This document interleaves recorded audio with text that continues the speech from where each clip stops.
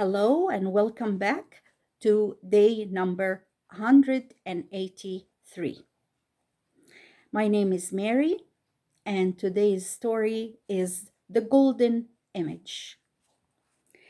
King Nebuchadnezzar now had a great image made and covered with gold. This image he set up as an idol to be worshipped on the plain of Dura, near the city of Babylon.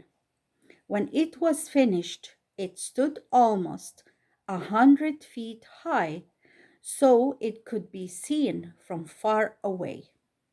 Then the king sent out a command for all the princes, rulers, and nobles in the land to come to a great gathering for the dedication of the statue.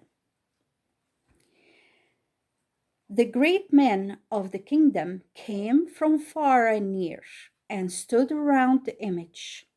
Among them, by command of the king, were Daniel's 3 friends, Shadrach, Meshach, and Abednego. For some reason, Daniel himself was not there. He may have been busy with the work of the kingdom in some other place. At one moment in the service before the image, all the trumpets sounded, the drums were beaten, and music was made on instruments of all kinds, as a single signal for all the people to kneel down and worship the great golden image. But while the people were kneeling, 3 men stood up and would not bow down. These were the 3 young Jews, Shadrach, Meshach, and Abednego.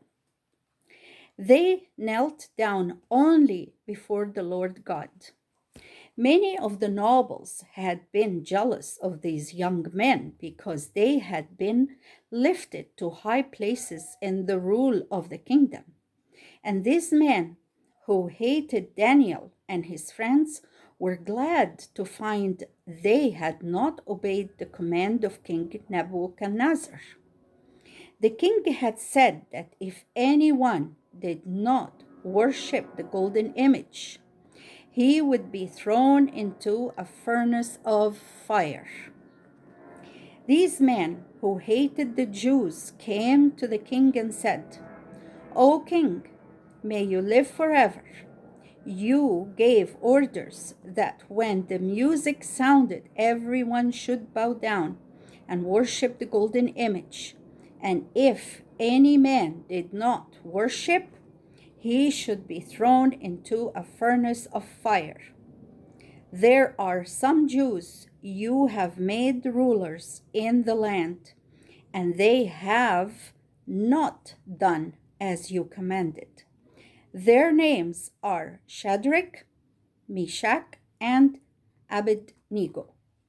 They do not serve your gods or worship the golden image you have set up." Nebuchadnezzar was filled with rage and fury that anyone should dare to disobey his words.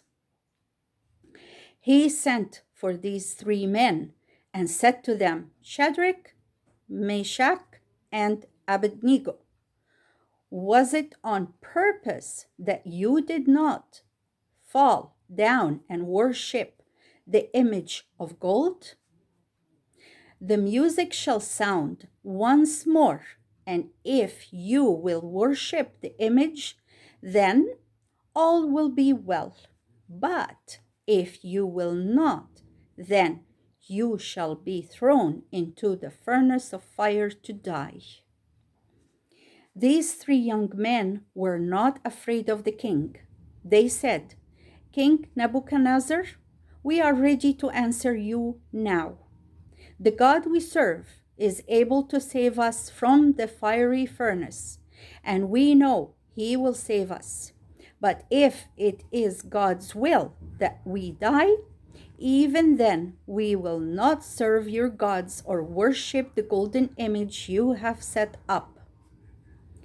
This answer made the king more furious than before. He said to his servants, "Make a fire in the furnace hotter than it has ever been before, and as hot as fire can be made, and throw these 3 men into it." And that was the word of the Lord. Now we come to our discussion questions. Number 1.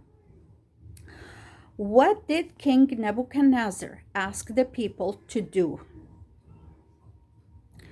What did King Nebuchadnezzar ask the people to do? Number 2. Who would not do it? Who would not do it? Number 3. Why did they refuse to obey the king? Why did they refuse to obey the king?